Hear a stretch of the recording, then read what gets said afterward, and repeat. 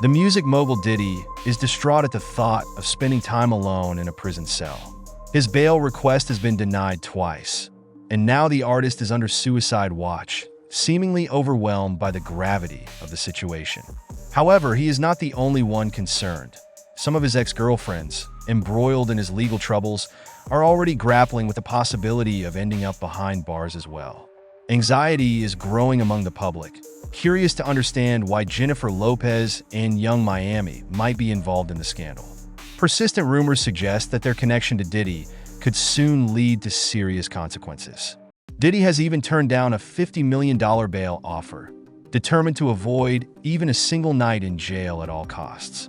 Following his arrest, his legal team submitted a substantial bail proposal in an attempt to secure his release. The proposed bail package included a $50 million bond, co-signed by Diddy, his mother, and other family members. It also stipulated house arrest, the surrender of his passport, weekly drug tests, a visitor log to be submitted to probation services, and nighttime monitoring. But that wasn't all. The package also included his $48 million Miami mansion, his private jet, and even his children's passports.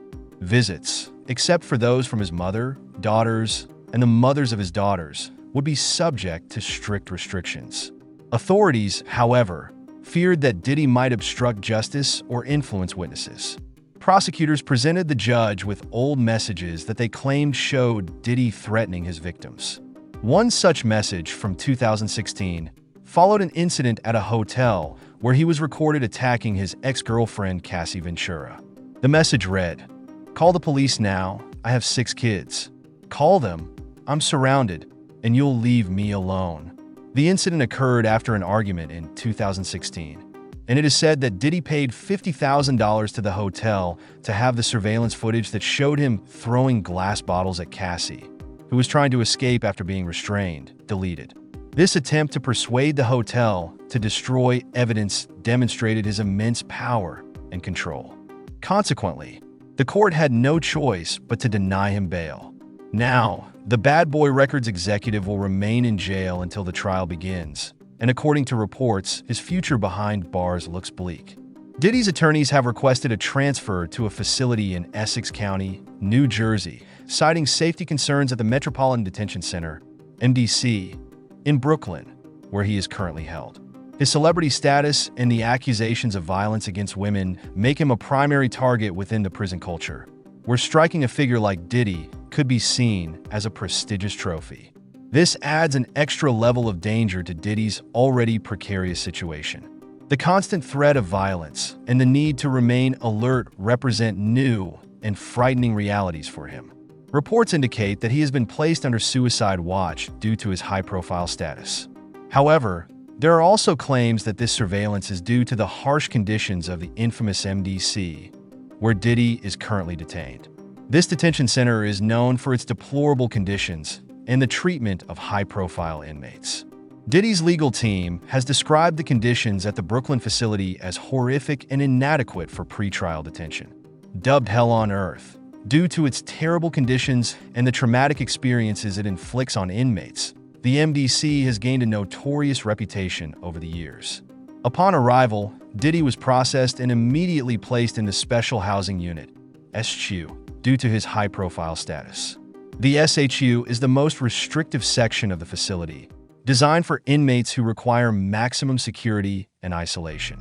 Diddy's cell, in stark contrast to the luxurious mansions he once called home, measures just 2 by 2 meters. It is furnished with 2 metal bunk beds, a single mattress with a pillow, a blanket, a uniform, limited commissary items, and a small steel bathroom and sink, along with a small desk.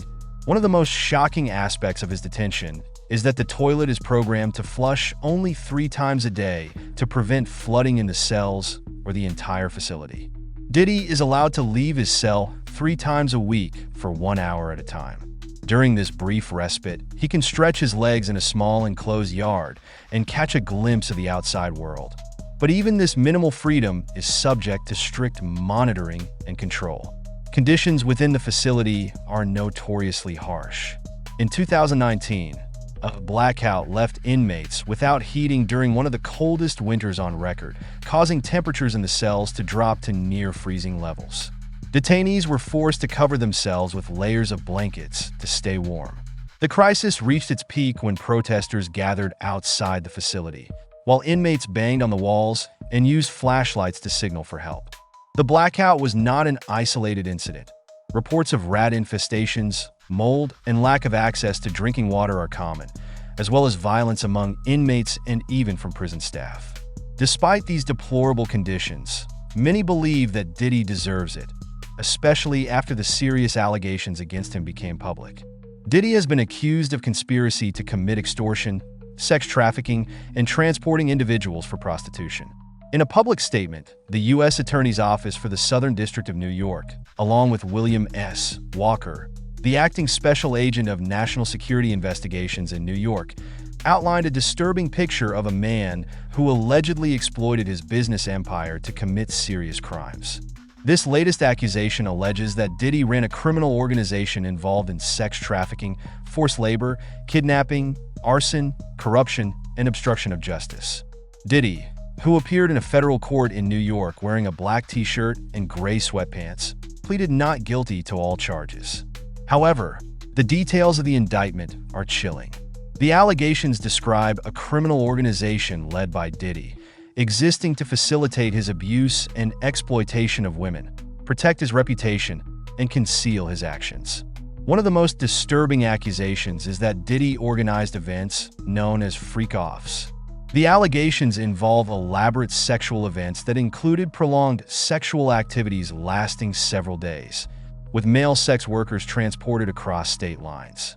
It is claimed that Diddy used violence and intimidation to ensure participation in these events, exploiting his power over the victims through the administration of narcotics and taking advantage of their financial dependence. He allegedly threatened to expose compromising recordings or pregnancies related to these acts if the women did not meet his demands. The indictment also details multiple cases of physical abuse, with Diddy allegedly attacking women, hitting them, dragging them, and using objects as weapons. These assaults often resulted in injuries that required days or weeks to heal, demonstrating his willingness to use violence to maintain control.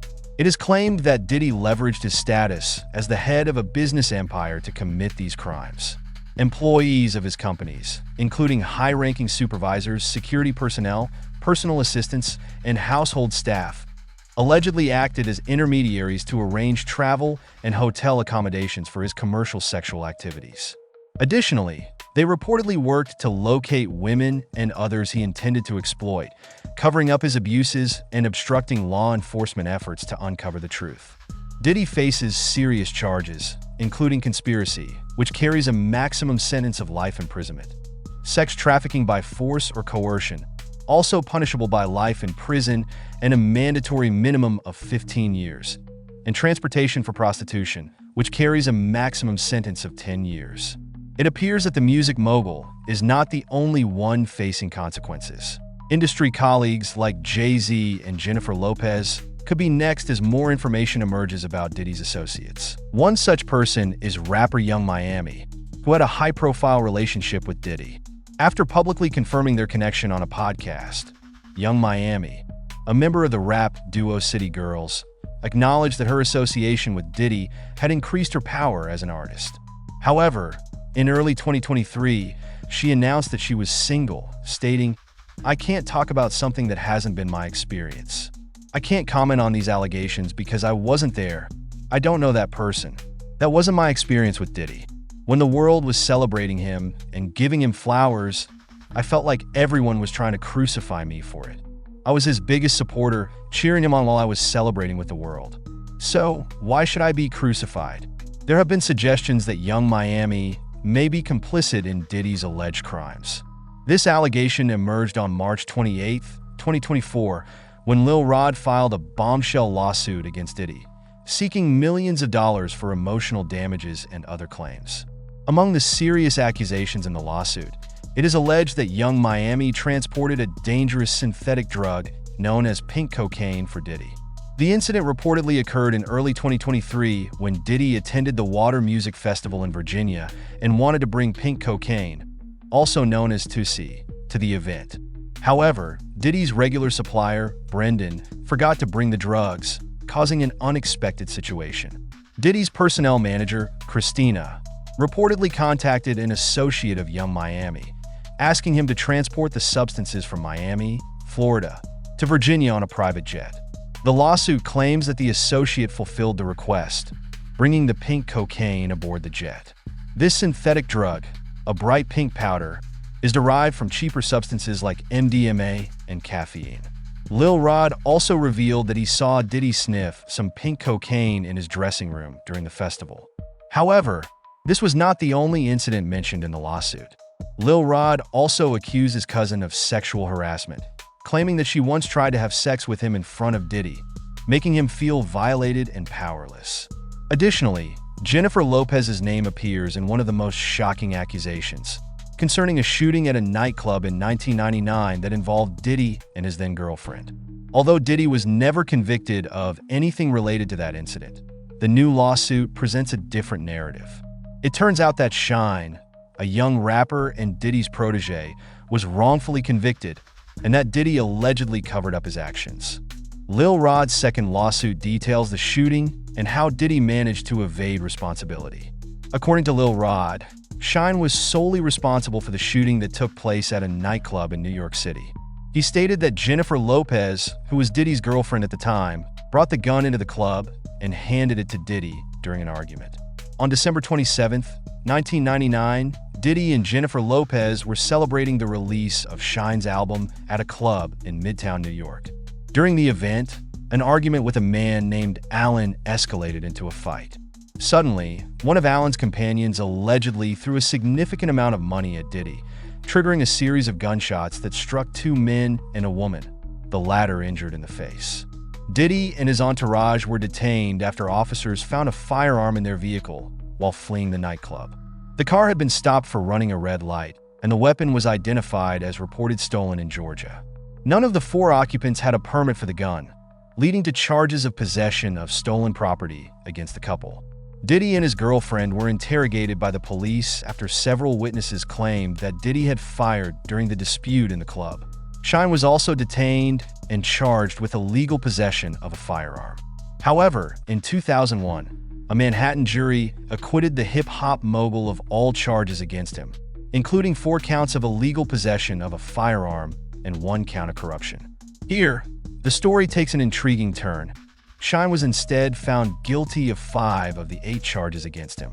Shine also claimed that Diddy ordered him to take the blame for the incident. According to Shine, Diddy's legal team pressured a witness to testify against him, raising questions about the events surrounding that fateful night. The witness Shine referred to was Charisma, a bouncer at the nightclub who was present at the time of the shooting. Charisma testified that the music mogul was not carrying a weapon in the club. However, his subsequent statements sealed Shine's fate. He claimed that Shine was the first to shoot at the ceiling, sparking chaos. Shine has always maintained that he did not fire a weapon, despite a mountain of evidence to the contrary, and stated that he was not obligated to reveal anything that could incriminate him. Shine made great efforts to exonerate himself, consistently claiming that he had been set up. He publicly insisted that he had no involvement in the shooting that night at the nightclub, nor did Jennifer Lopez. Decades later, Shine continues to assert that he was framed by Diddy, who he claims contributed to his conviction. I defended him, and he turned his back on me, calling witnesses to testify against me, which landed me straight in prison, Shine stated. Curiously, the woman shot in the face has spent years trying to let the world know that the music mogul was the one who fired the gun. She claimed that immediately after the incident, she clearly stated that he was the one who pulled the trigger. The witnesses had a clear view. He shot me in the face, she declared. There are rumors that the case could be reopened, but the fear of exposure has forced many into silence. While some celebrities fear associating with Diddy during this turbulent time, others have attempted to defend him. Among those who have come to Diddy's defense is Erykah Badu, who became a trending topic when the founder of Bad Boy Records was detained, with internet users speculating about a possible detention for her as well. Badu has already expressed her views regarding the allegations against the rapper, stating, "I don't believe any of these things about sex trafficking. I don't believe any of it. You can tell me anything about the weather, the sky, anything, but I won't believe it because I'm here and I know what they did." Badu might defend Diddy also because both have faced similar allegations concerning women, ranging from sex trafficking to prostitution. The narrative regarding Badu's alleged predatory behavior dates back to the early 90s when her career began to take off and her influence in the music industry grew. However, behind the scenes, disturbing allegations began to emerge. The year 1994 marked a significant and controversial moment in R. Kelly's life when, at the age of 20, he secretly married Aaliyah, a 15-year-old singer, in a ceremony held in Chicago. The marriage remained hidden until it was discovered that Aaliyah had lied about her age on the marriage certificate, claiming to be 18, which ultimately led to the annulment of the marriage in February 1995. This marriage to Aaliyah was just the beginning of a series of accusations and lawsuits that would haunt R. Kelly throughout his career. In 1996, Tiffany Hawkins filed a lawsuit against him, claiming that their relationship began when she was 15 and he was 24. Tracy Sampson, a former intern at Epic Records, also accused him of inducing her into an inappropriate sexual relationship when she was a minor. In May 2002, R. Kelly received a lawsuit from Patrice Jones, a woman from Chicago who claimed to have become pregnant as a minor and was forced to have an abortion. Further allegations emerged, asserting that the singer engaged in sexual relationships with women without their consent. Other allegations of sexual misconduct were leveled against R. Kelly, involving purported incidents of group sexual violence, in which the music mogul and the former president of Bad Boy Entertainment allegedly participated in the assault of an unidentified girl, who was just a teenager at the time. According to legal documents obtained by the media, the plaintiff, identified as Jane Doe, stated that the incident occurred in 2003 and that the president convinced her to board a private jet headed to a recording studio owned by R. Kelly. The lawsuit includes photographs that are claimed to have been taken that night in the studio, one of which allegedly shows the girl sitting on R. Kelly's lap. It is later alleged that she was drugged and subjected to group violence. Another controversial figure who has defended R. Kelly is radio host Charlamagne tha God, who suggested that the accusations against the singer are part of conspiracy theories, questioning the impact that the internet has on such narratives. He wonders if people online are watching videos on YouTube and believing in these conspiracy theories. Now that R. Kelly's secrets have been revealed, people are beginning to uncover Charlamagne's past, as he also faces accusations of drugging and sexually assaulting a girl in 2001. A woman named Jessica Reed has accused Charlamagne of drugging her when she was only 15 years old during a party he hosted at the Short Stay Naval Recreational Center in Charleston, South Carolina. Reed stated that two men drugged her and took her upstairs, claiming that Charlamagne was involved in the incident. At the time, Reed, who was 15, was at the party with a friend, according to a report from the Berkeley County incident. The two girls were given a drink that tasted like soda, offered by Reed's friend, who reported to the authorities that she woke up while a man was trying to kiss her. In a panic, she searched for Jessica and found her in another room. Police were called on June 9, 2001, and the girls were taken to Somerville Medical Center, where examinations confirmed that a sexual assault had occurred on June 2, 2001. Charlamagne received an arrest warrant for criminal sexual conduct with a minor in the second degree. The order stated that Charlamagne had freely, legally, and actively engaged in sexual intercourse with a minor under the age of 15. Despite the seriousness of the accusations, the case faced significant obstacles. According to reports, there were difficulties in cooperating with the prosecutors, complicating the conviction on the original charges. As a result, Charlamagne was convicted of a lesser charge of contributing to the delinquency of a minor and received 3 years of probation. Nearly 2 decades later, Jessica's mother, Reed Jocelyn Sullivan, who had initially discouraged her from cooperating with the prosecution to protect her from further trauma, decided to speak out again in search of justice for the hardships Jessica endured. Charlamagne has consistently denied the allegations against him, presenting a different narrative of the events that occurred in 2001.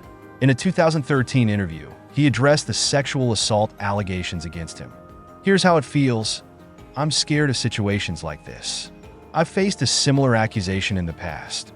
How do you get past a circumstance like that? I can't say I organized that party. I was only 20 years old at the time. The arrest warrant indicated that a girl had gotten drunk and ended up in a room with a couple of friends. Charlemagne claimed that by that point, we had already left the party and were not involved in the alleged assault. His situation bears a striking resemblance to that of the music mogul, raising questions about his possible involvement in similar crimes. Whether Charlemagne ever participated in parties with a questionable reputation remains to be seen. In the meantime, if you enjoyed this video, remember to support us by subscribing to the channel. Click on the videos that appear on the screen for similar content.